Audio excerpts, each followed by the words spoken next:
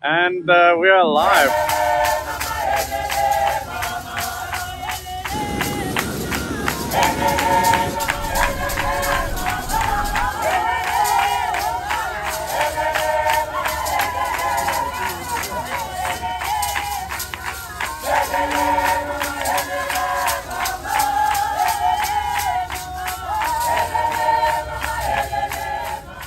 Hey, I'm Matt, a live streaming YouTuber, and here we are at a place called The Peak in Hong Kong.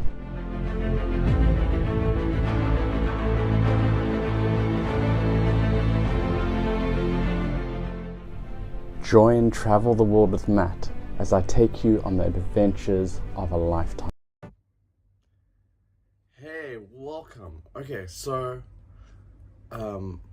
earlier, was it last year already? We went to Nepal, and I did a live stream where we were at the area where a Buddha was born. It's on the border of Nepal and India. The area is called Lumbini, and we went and we looked at all the Buddhist temples that were being built from across the world. Now today, we're going to be doing something really special. We're going to be going, I took a very short video to the place where Buddha was born. But before we do that, I want to just show you where exactly we're going. So here's a map. So you can see the air just at the top of the picture is Lumbini, and it's right on the border of India and Nepal, but is based in Nepal. So it's right there at the top in red. So that's where we're going to be going today.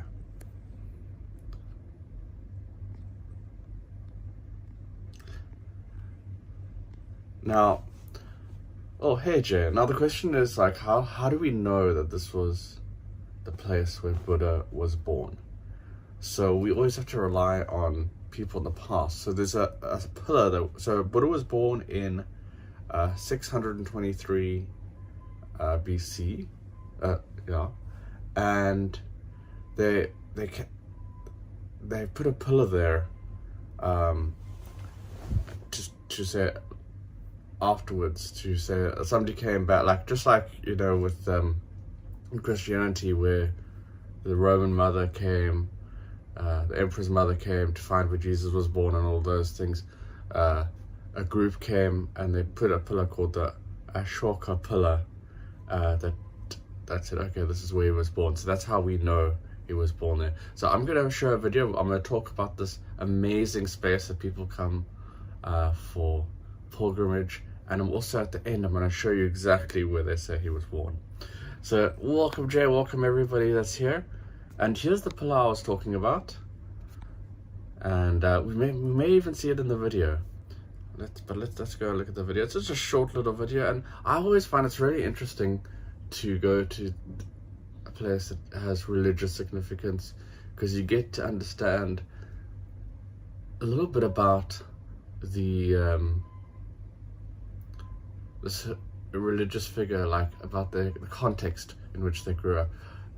What I found really interesting in Israel and Palestine, they're in the town where Jesus stayed. I think it was called what's it called now? Anyway, it's on the Galilee, and just going there and visiting that place, I was like, oh, I get this. Jesus grew up, he became an adult, he wanted to leave his family. He goes to this cool beachside town. Well, it feels like a beachside town. It's on the River Galilee, but it's a really cool place. You want to be your own person, you come to the coolest place. So like, you have these like moments of insight, and I'll talk about the moment of insight I had being here. But let's watch the video. It's only about 3.5 minutes long, and we'll talk about the area, and I'll tell you what I've learned, and let's enjoy. So we here at the birthplace of Buddha, who was born in 623 BC in the famous gardens of Lumbini, which has now become a place of pilgrimage for people from all over the world. Now, among the pilgrims was the Indian Emperor Ashoka, and he erected one of the commemorative pillars there, and that's how we can know that this is the spot.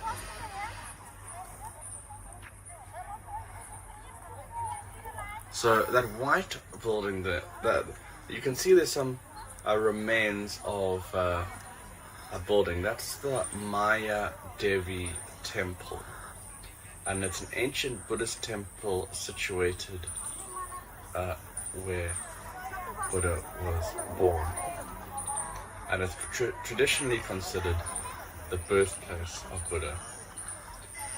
It stands adjacent to a sacred pool and a sacred garden. The archaeological remains of the site were dated to the 3rd century BCE, with the brick buildings constructed by Ashoka.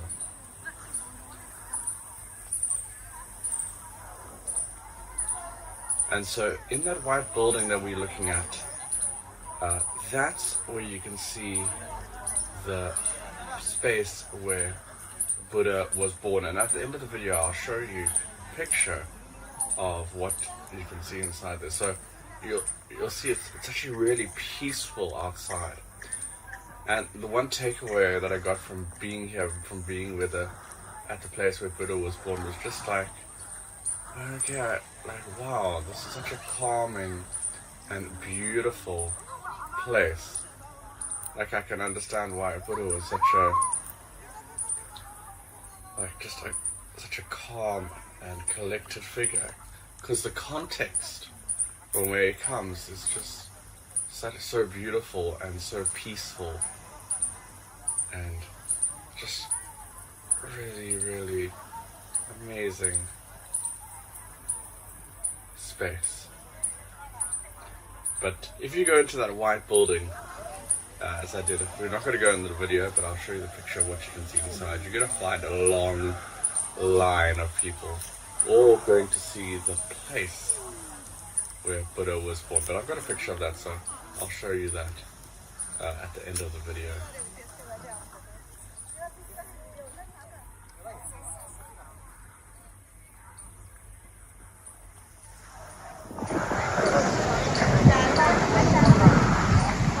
Buddhist legends mention the queen Maya Devi was on her way to God, and she stopped near the garden and the soul and giving birth to Buddha. And so this area, you can see there's a lot of trees around there, was the place where that happened. Now I want to show you.